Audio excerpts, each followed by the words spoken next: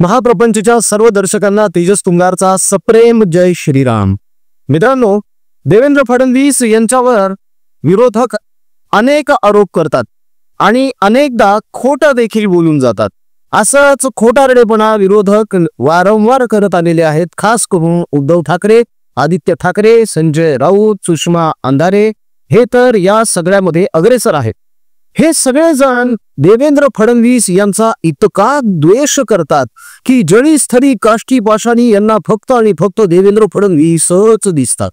राज्यामध्ये काहीही घडलं की देवेंद्र फडणवीस यांच्यावर त्या घटनेचं खापर फोडायचं आणि असुरी आनंद मिळवायचा हा सध्या उबाठा गटाचा आवडता छंद बनलेला आहे। यांना दुसरा धंदाच उरलेला नाहीये।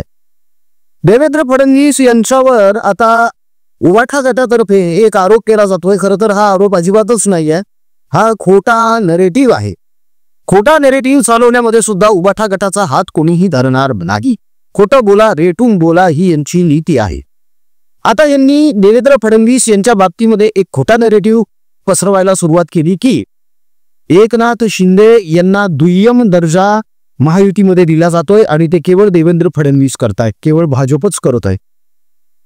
देवेंद्र फडणवीस जाणून बुजून एकनाथ शिंदे यांचे पंख छाटत आहे आणि एकनाथजी शिंदे यांनी ज्या ज्या योजना सुरू केलेल्या होत्या त्या सगळ्या योजना आता देवेंद्र फडणवीस बंद पाडत चुकलेले आहेत, त्यावर स्थगिती आणत आहेत।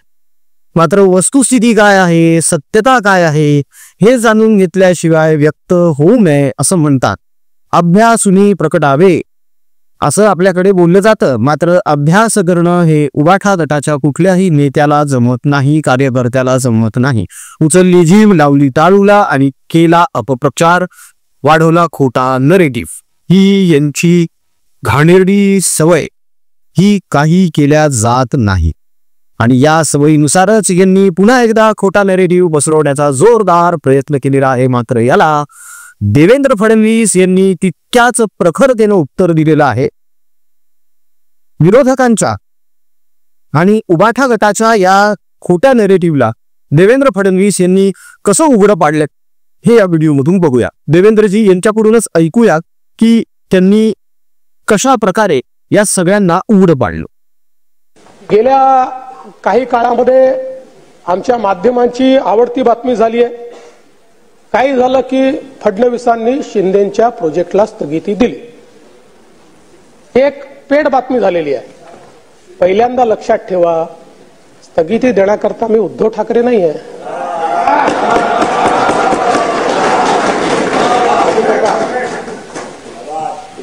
या ठिकाणी यापूर्वी देखील मी स्पष्ट केलं की जे जे राज्याच्या हिताचं आहे ते सुरू करत असताना शिंदे साहेबांसोबत सुरुवातीला मीही होतो, नंतर दादाही होते। त्यामुळे घेतलेले जे निर्णय आहेत या निर्णयांची जबाबदारी ही एकट्या एकनाथराव शिंदेची नाही आहे, ती आमची तिघांची देखील जबाबदारी आहे। आणि ज्या ठिकाणी काही गोष्टी आम्हाला आढळल्या, प्रशासन आपणही चालवलंय, खालच्या स्तरावर गडबड होतात, त्या ठिकाणी चर्चा करूनच स्थगिती दिलेली आहे। पण मला तर आश्चर्य वाटतं, म्हणजे माझ्याकडे आता मी तुमचा वेळ घेत नाही, अनेक इन्सिडेन्सेस आहेत।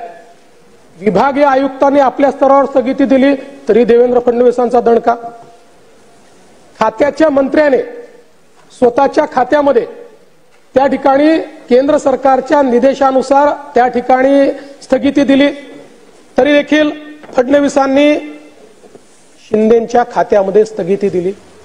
एक गोष्ट माध्यमांनाही सांगतो आणि आपल्यालाही सांगतो, दादांचं काय आहे की दादा थेट अटॅकच करतात ना, त्याच्यामुळे कोणी फार वाट्या जात नाही।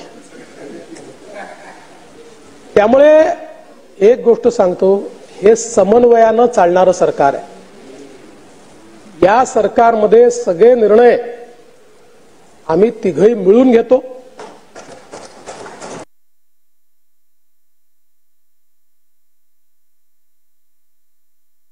बघितलं मित्रांनो, देवेंद्र फडणवीस यांनी अगदी स्पष्टपणे सांगितलेलं आहे की जो काही निर्णय सध्या सरकार घेत आहे, शासन घेत आहे, तो निर्णय माझा एकट्याचा नाहीये, तर या निर्णय प्रक्रियेमध्ये एकनाथजी शिंदे यांचं देखील मत घेण्यात येतं.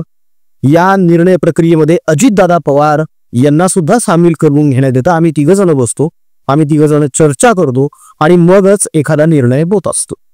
आता एकनाथजी शिंदे यांनी ज्या योजना सुरू केल्या होत्या त्या जनहिताच्याच होत्या, लोकांच्या कल्याणासाठीच होत्या, लोकांना फायदा व्हावा म्हणूनच होत्या.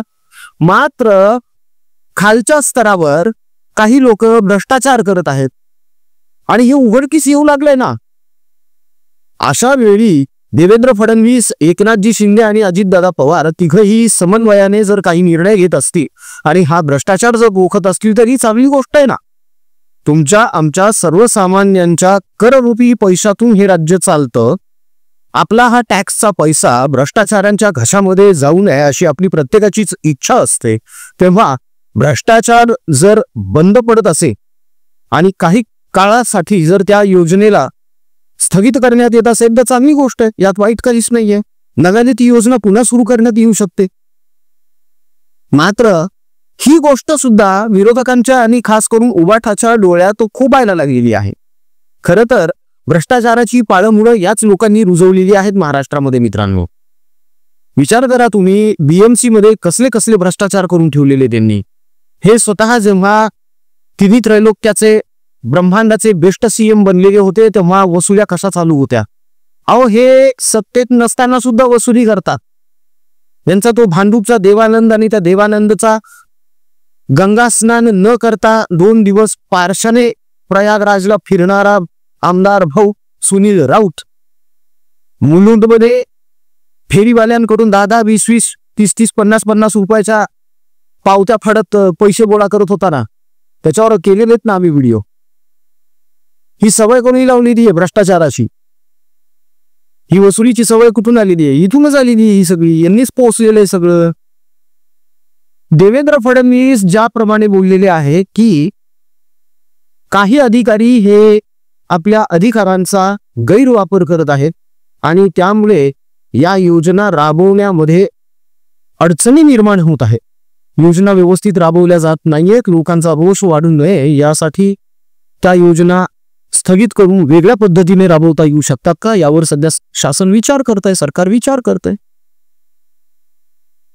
यावर सुद्धा उद्धव ठाकरे आणि त्यांचे सगळे सहकारी नको नको ती टीका करत सुटतात.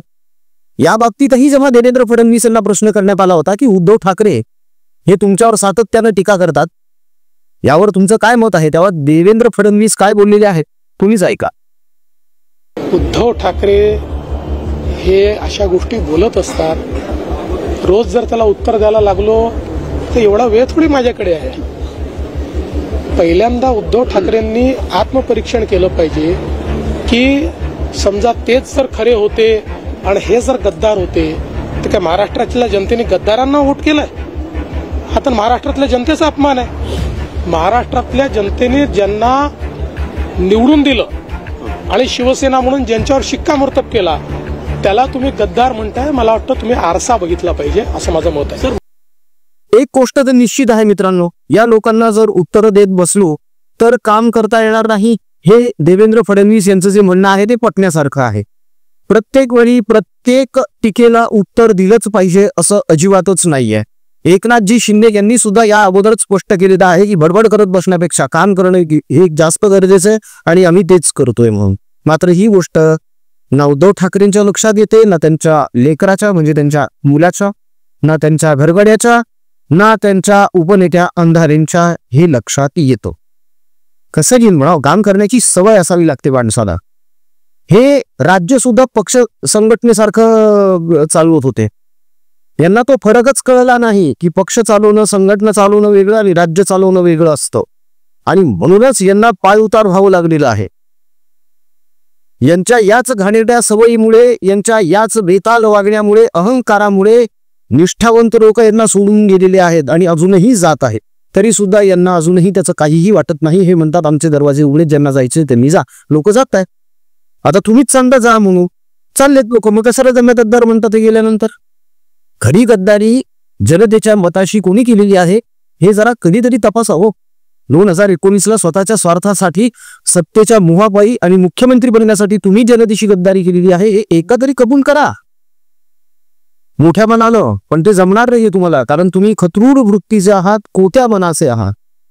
त्यामुळे तुमच्याकडून ही अपेक्षाच करणं चुकीचं आहे.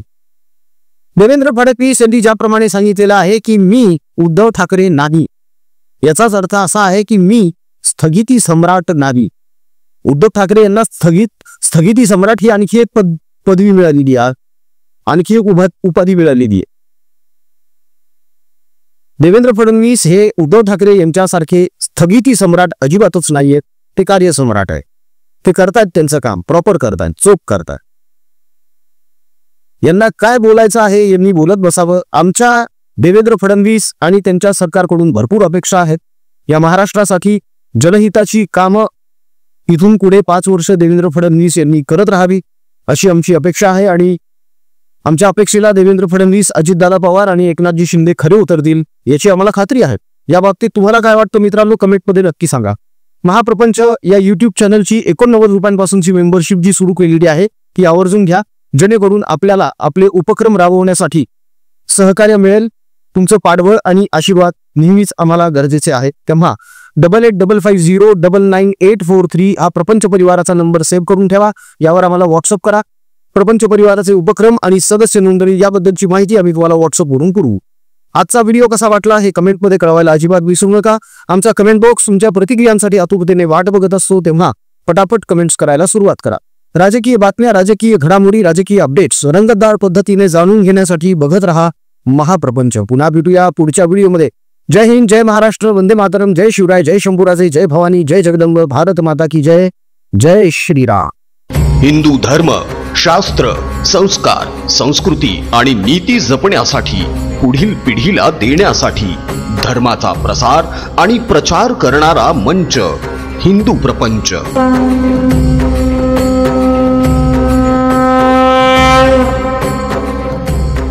हिंदू प्रपंच आज सादर करत आहेत तमाम हिंदूंचे आराध्य दैवत प्रभू श्रीराम यांचे पवित्र असे मूळ भजन, ज्या भजनामध्ये सेक्युलरिझमच्या नावाखाली, सर्व धर्म समभावाच्या नावाखाली अल्लाला सुद्धा जोडण्यात आलं. मात्र असं भ्रष्ट झालेलं भजन गाऊन प्रभू श्रीरामांची